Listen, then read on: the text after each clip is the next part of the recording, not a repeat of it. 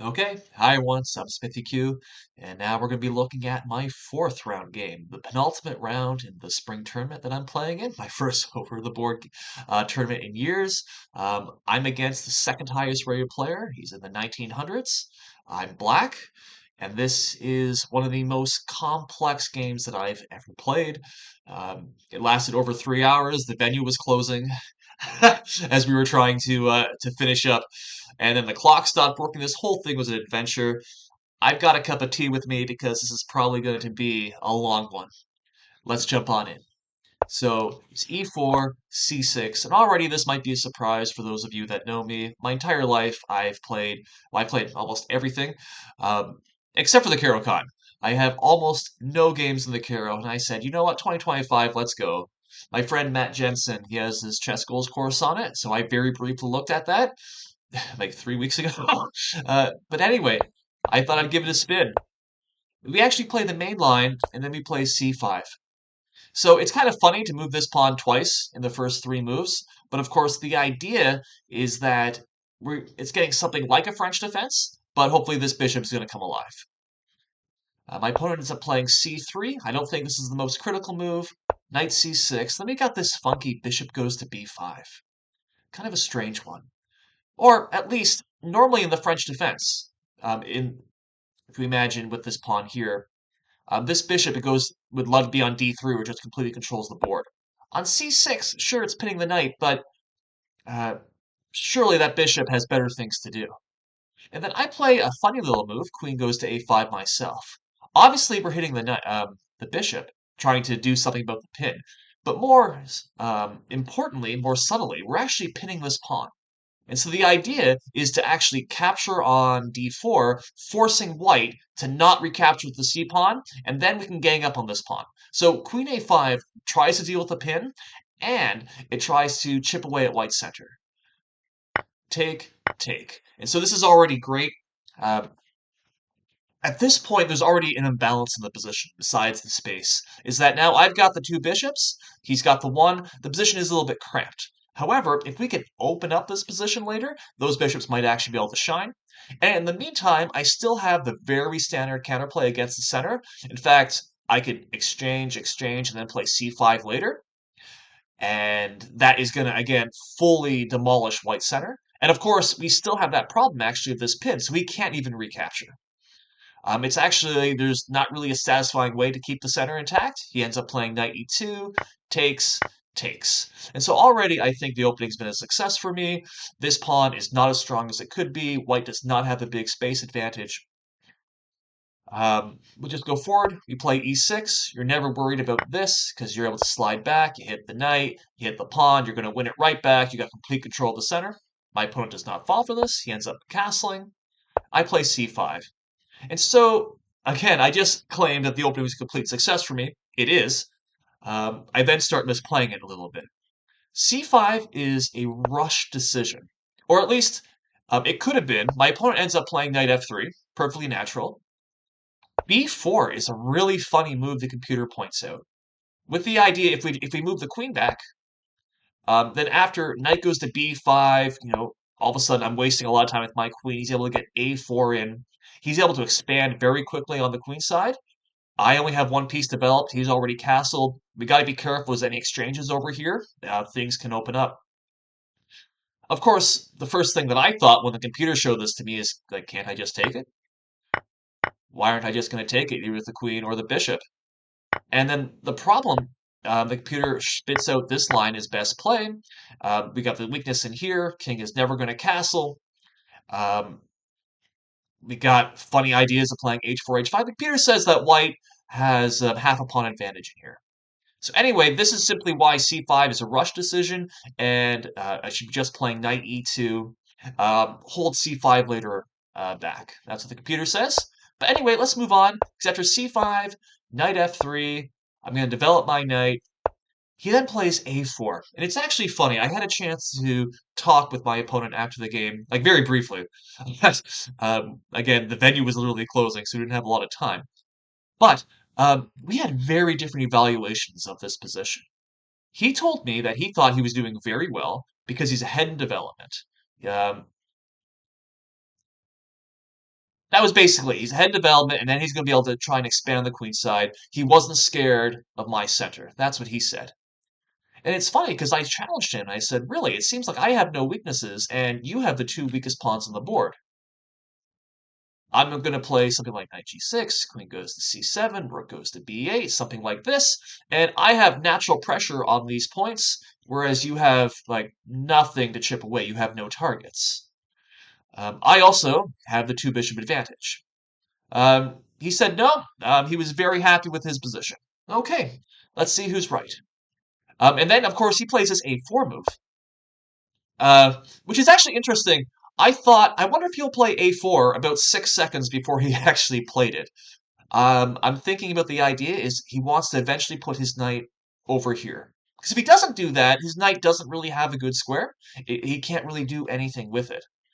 At the same time, I wasn't too concerned. I can play a6 anytime. So anyway, I end up playing knight g6, which is another inaccuracy. Knight c6 is absolutely much better. And this comes down to inexperience in the opening. If I were to just back up, if we were to look at, let's just imagine something like this. A position like this, what's going to happen is we already put this one knight here, and this knight is then going to go to one of these squares, depending what happens in the center.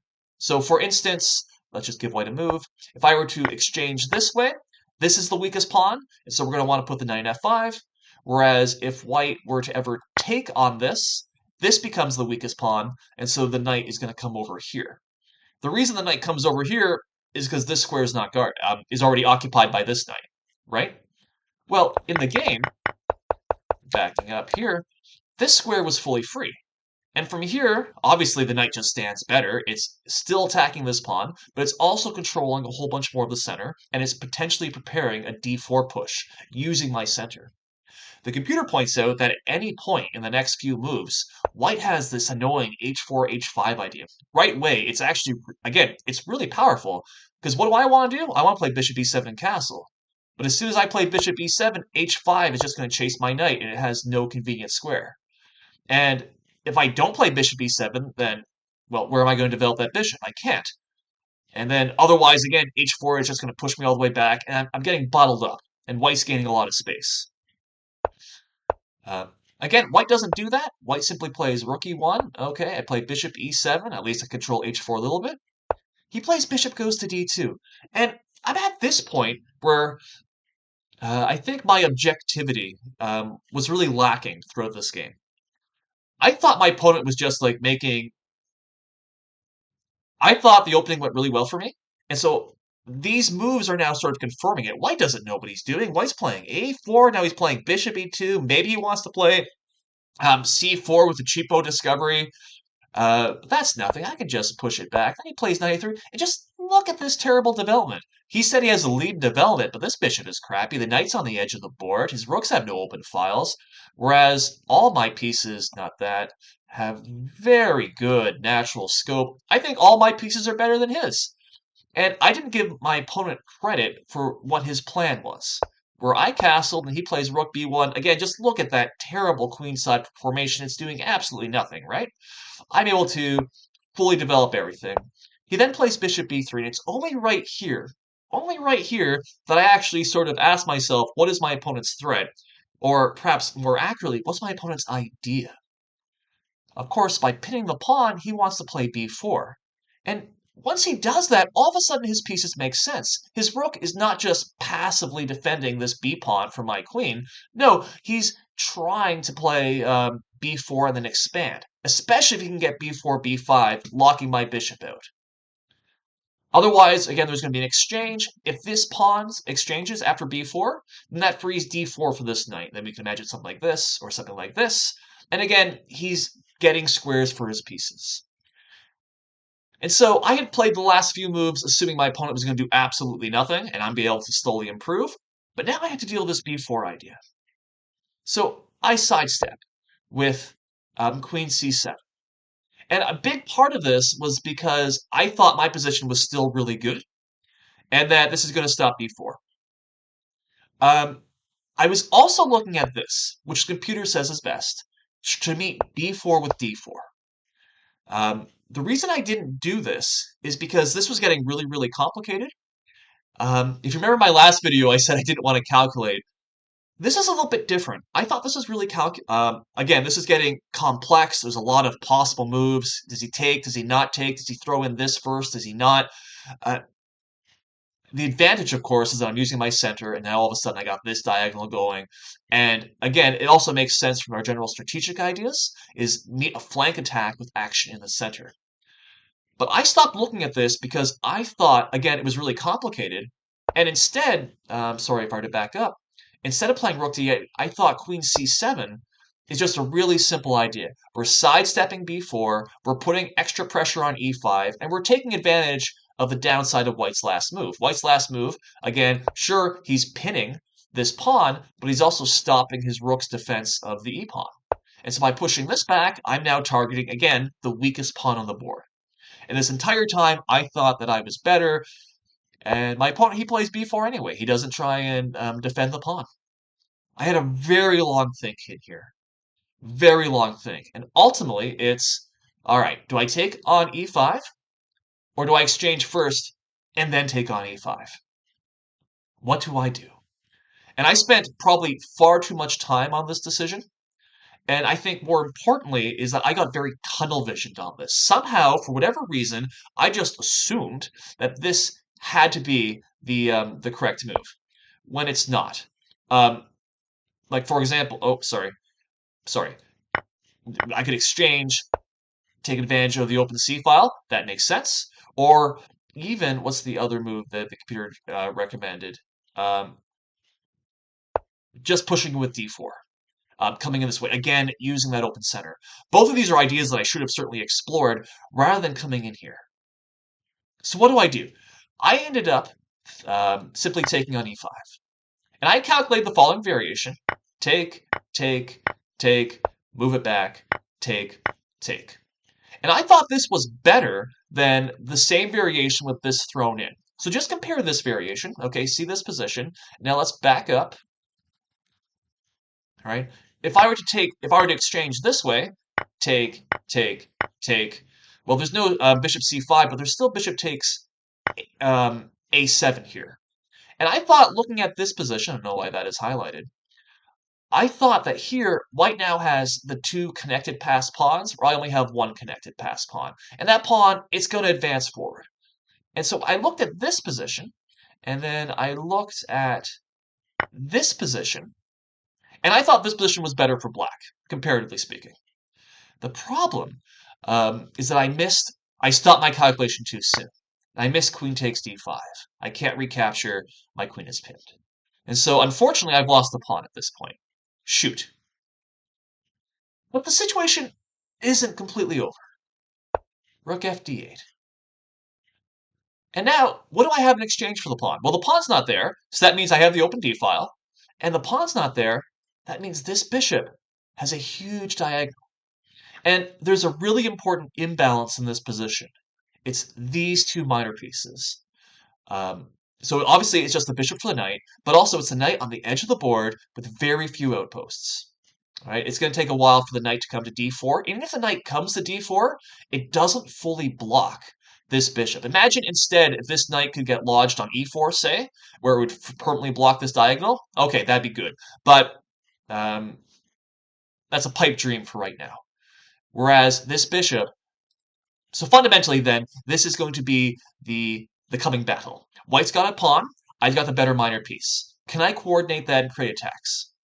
He brings his queen back to e5. I attacked it. He moved his queen over here. I bring my queen out, and then he brings the queen back. And so just sort of to recap over this last little bit, he ends up playing queen goes to f3, then he moves his queen again, then he moves his queen again. Now, he brings his queen to the right square. I quickly realized that, because the move that I want to do is rook goes to d5, coming over here, and just making absolute, nuclear option against his king. I don't think he'd be able to survive that, except for queen goes to c7. Hits the bishop. And I can't even defend it like this, because obviously you're going to lose the rook. If I have to move like the bishop back or the way, I'm wasting time. And then obviously he can start exchanging pieces or like bring this knight to better spots, even just c4, c5 maybe. And I don't have anything anymore. And so once he brought his his queen to this diagonal, uh, it's slowing me down. So the queen, in other words, needed to be on this diagonal. So if we were to back up, so this tells us that after rook goes to d8, the best move for white is simply queen goes to e5. The computer also says this move is possible. Attack. This one seems a bit less natural to me. But queen e5, getting on the important diagonal, fully protecting everything. It's also protecting the weak pawn over here. And it also stops my queen from coming out to any of the aggressive squares it wants to go. So this would have been a much better move. Again, if I were to try to do this, rook goes to d5, it's able to go to queen goes to, if I could draw the arrow, it's going to go to queen g3 anyway. So anyway, that would have been better, because again, we'll see here, he goes here and then here. He could have just moved his queen over to g3 immediately. But anyway, we get to this position, I go rook goes to c8. And here my opponent thinks, and my opponent thinks, and my opponent thinks, which is funny for me. To me, the most natural move in the world is just bring the rook over to d1, contest the d file, contest it. And uh, for whatever reason, he didn't like that. He said it was because of bishop goes to d5 after the game, because it's blocking in this, and it's going to make this backward c pawn bad forever. Um, Maybe I can gang up on that. But like I didn't really see that. I thought just naturally exchanging rooks would have been good for him. He ended up playing c4. Again, I think one of the things that he sort of missed with this idea is that I I got some back rank problems here. So obviously, if I take this, okay, well, that's not very good down a rook. All right, don't want to do that. But exchanging first, that doesn't help, because that'd be checkmate. And I don't think he fully understood this. I think he was too tunnel visioned on the material, on that pawn, to which he ended up playing c4 instead. So he's moving the pawn away from the double attack. Maybe, and he's going to try and push, right? So that was the idea. Whereas I again thought my strength, my activity, is using this bishop to combine with my pieces to create threats. Otherwise, I'm just down a pawn. Here, I had to think, because again, I was just so sure he was going to play rook d1 that he didn't. And now here, I guess you could say I became defiant. Normally, I'm a very optimistic person. Well, maybe that probably bleeds through just generally, but I mean that even in terms of chess, uh, I'm doing better, or I'm doing okay, or I'm doing great. Like it's just I naturally assume that my side already has like a plus advantage a little bit. I guess that clouds my evaluation. And it's here I'm thinking, okay, I'm down a pawn, but I've got my pieces are all on good squares. I got a really good bishop. I can't be worse. I can't be. And then I have to prove it. How can I prove that? How can I use the power of this piece? How can I make that the best that I can? And it wasn't even so much that I'm calculating variations at this point. Um, and I think this is also a difference between me and my opponent, at least when we compared our thoughts afterwards, is that I was thinking much more top level general, whereas he was really getting down to the weeds in some of this. How do I improve the power of this bishop? Imagine this pawn disappears. Absolutely amazing. How can I get that pawn to disappear? Well, let's throw that pawn up and see what happens. So that's how I came up with h5. My opponent afterwards said this move was not on his radar at all. He completely, absolutely missed it, and he didn't know what to do. This move starts changing the character of the game. He plays queen goes to e5, offering the queen trade. No, thank you. Now I'm threatening mate. And he said, again, afterwards, he still thought this entire time he was doing well, especially now that he was up a pawn. And he did not want to just play queen goes to g3 and offer the draw. He was playing for more. And in fact, in all honesty, because I was so defiant, I probably would have declined the draw and played queen h6, h5, let's keep playing, sir. But how else do you defend mate? There's two options. f3 always runs into a pin. And so you can just take it, all of a sudden you're down a pawn. Where I guess material is equal, so you're no longer up a pawn, I still have the really good piece. Though I would not have taken it. During our analysis afterward, I said, no, I think rook d3. Now I'm threatening to take with the rook. I'm also hitting the knight, bring another piece in. Full attack. I don't care about material. He cared about material. I want my pieces to be active. So instead he played the other move that defense made, g3. Now at this point, I had 11 minutes on my clock. He had 9. And so things start turning into blitz mode a little bit. I didn't really have, again, I wasn't so much thinking. The computer says that other moves are better. h4, he brings his rook up, h3. And so now this permanently cements, if I could draw some arrows, that's better, this weakness on the diagonal.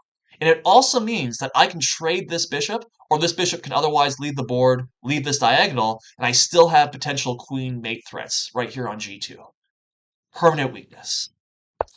Opponent brings his rook all the way over to e3. I bring my rook in. Then he brings the knight in. And this is kind of his challenge this entire time. My pieces are starting to coordinate. All the action is over here. His knight is crappy. It's on the edge of the board. It's doing absolutely nothing. He tries to bring the knight in. Maybe he wants to like take the pawn as well, get the full 3. But what's the disadvantage of my opponent's move? The first thing that I saw. When the knight was here, it's controlling the square. Now it's not. Let's take advantage. Queen comes in. And now I'm creating threats. Again, how do you defend this f-pawn? It's hard. I'm also attacking the c-pawn. If you ever move it, some disaster is coming on g2. He plays, I think, rook back, probably the most natural move. We're really blitzing it out. Take. And then, to me, this is just incomprehensible that he takes with the rook. Absolutely, like, what? How do you not take with the queen? How do you not take with the queen? You keep your back rank safe. You offer the queen trade. Um, uh, I mean, it doesn't even defend against c4. Maybe that's what he's thinking. The computer says the best move is to take, and then to take on c4 with some bad news bears here coming. White cannot defend because of mate on the back rank. And so black is going to be, better. But, I mean, there's still quite a bit of challenge here. I didn't get a chance to ask, again, we didn't have enough time to do our post-mortem. But to me, this just looks like boom, check, boom. Like, oh, I'll be perfectly honest. Again, we're blitzing it out. We only have a few minutes left each. I thought this was just mate. Like, okay, I'm about to win. Let's shake hands. He plays king f1. Now I have to think, and I'm looking. It's like, oh, crap. Check, and the king is starting to escape. All right, bring the rook over. D-file. Computer points out that rook takes c4, winning the pawn back with an even better idea. Again, the problem is, once I check, the king escapes to e2. Bringing the rook to c2 stops that. Rook goes to d. I think it looks so natural to me. Again, didn't have a lot of time to think at this point. So just bring the rook in, maybe threatening this. And my opponent then tries to stop it with d6, so it ends up working out.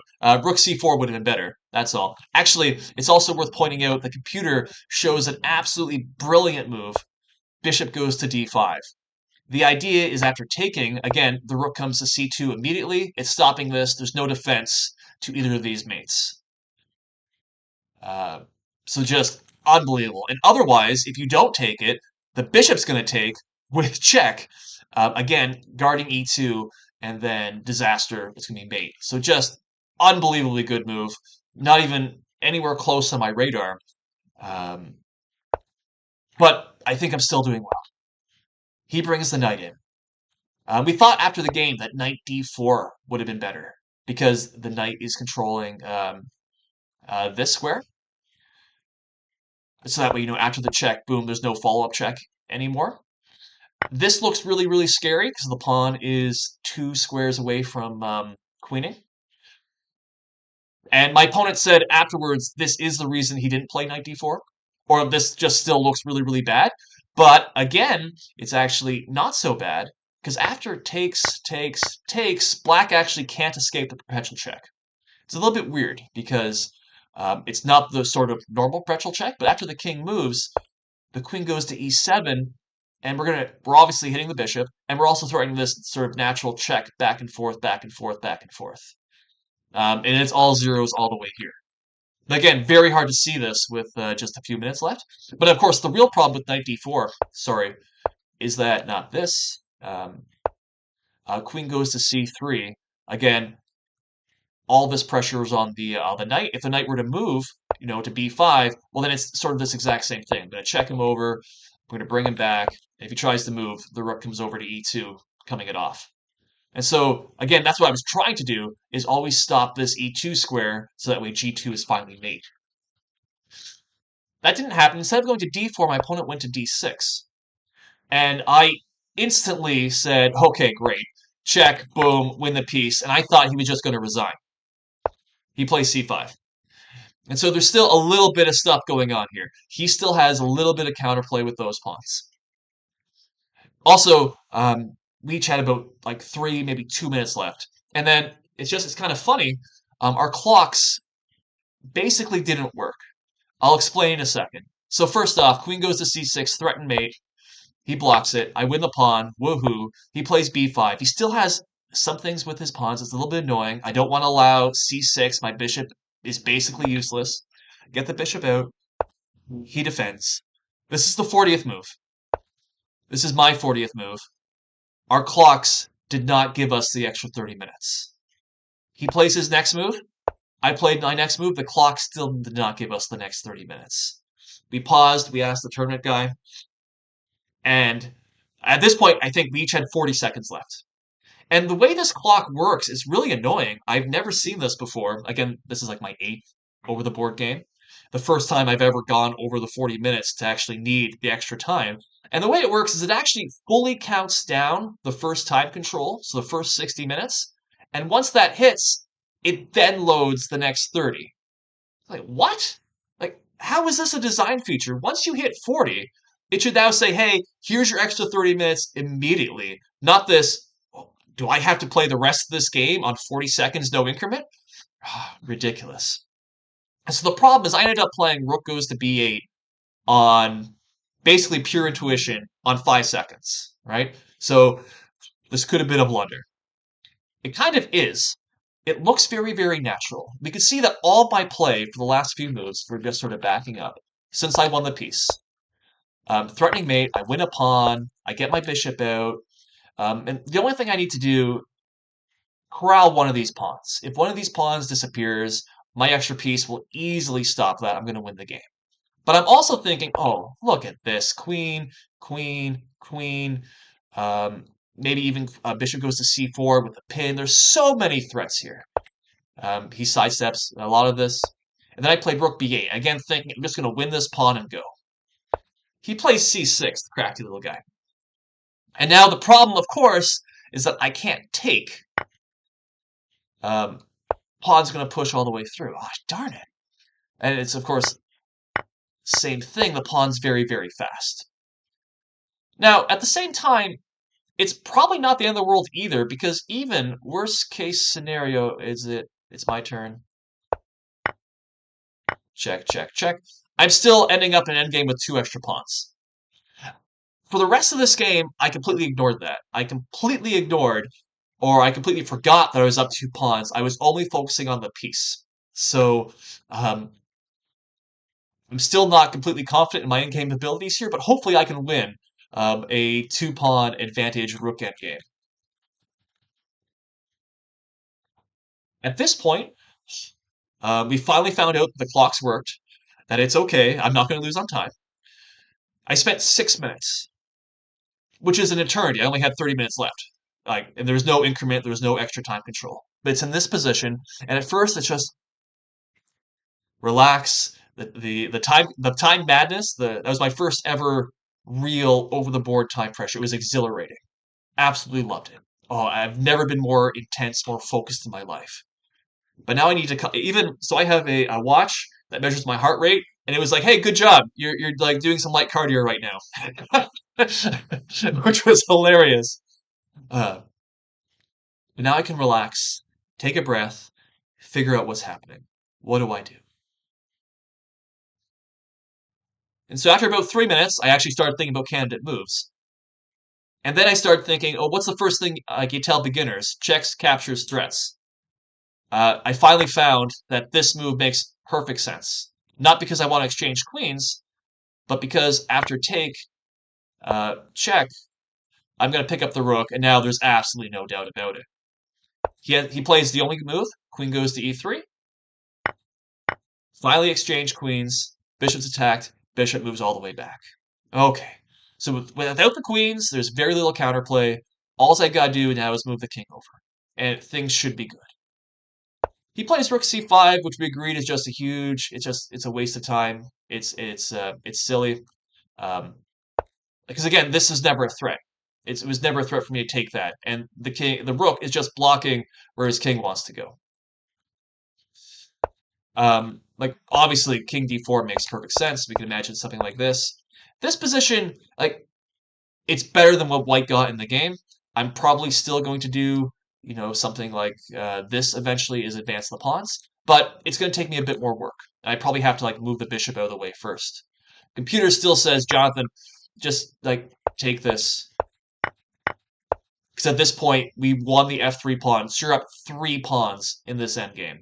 Uh, you can throw away this pawn, doesn't matter. You're going to win this. In fact, just win that pawn, it's going to be game over as well. And so not only you're up material, like white's got nothing. But again, I wasn't thinking that. I was um, bring the king in, bring the king in. He finally moves it back. All right, here we go. He plays g4, attacking this guy. Uh, which I don't care about in the slightest bit. I would be very happy for him to take that, so that way I could safely capture this, neutralize his pawn, and then this has to be game over. There's no more counterplay at that point. But at the same time, I had to think of a move. I play e5, I force his king back, and now I'm thinking, okay, I got to rearrange my pieces a little bit. Let's maybe do this. If I can get the king here, attack that pawn, and then the king is also helping to stop that pawn push, right? Of course, he can, now I can't move my bishop because I lose this pawn, don't want that, so I come back, go back, play f6 first. He moves the king out of the way, I move my king back, he brings his rook right back in, I move my bishop away, and after this little dance, I'm finally able to win the pawn. This was the whole thing. So I had actually calculated this out. This wasn't just me like making some random moves. The idea here is that I need to get into a position where everything is protected. I'm not losing a pawn, I'm not losing a piece. And now, after rook takes c5, the idea is if he pushes the pawn, the rook comes in this way. See how the bishop stops the square? And of course, if he moves the rook, there's no more threat. If he doesn't move the rook, well, if there's an exchange, nothing happens. Obviously, things are bad. Sorry. So he backs up. I finally take the pawn. He takes this pawn. Rook goes to b3, pinning the rook, forcing the exchange. Now there's no doubt about it. We shook hands. We briefly talked about it afterwards. And this game was an absolute thrill. Absolutely great. And what I found, well, obviously winning feels really, really good. I'm not going to lie. But it was really the strategic battle that emerged after I lost the pawn, all the way back here, 30 moves ago, where I lost the pawn, but at the very least I had compensation, like strategic compensation, a better minor piece. And then I was able to use that better than my opponent. My opponent's strength is having the extra pawn.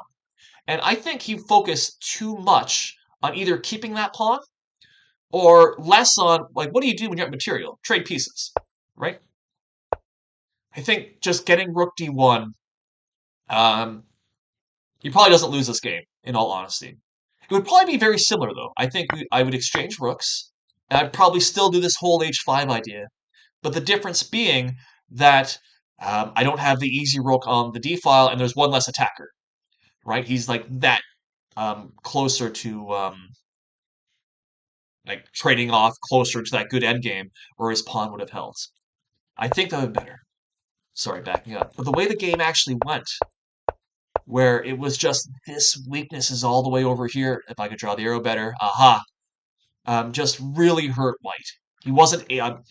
He was now at this point always reacting to my potential threats. He never got that opportunity to get his pieces fully in line to use that extra material. Um, Absolutely great. One of the downsides is that again, the game itself took 3 hours. Then afterwards, I was so wired.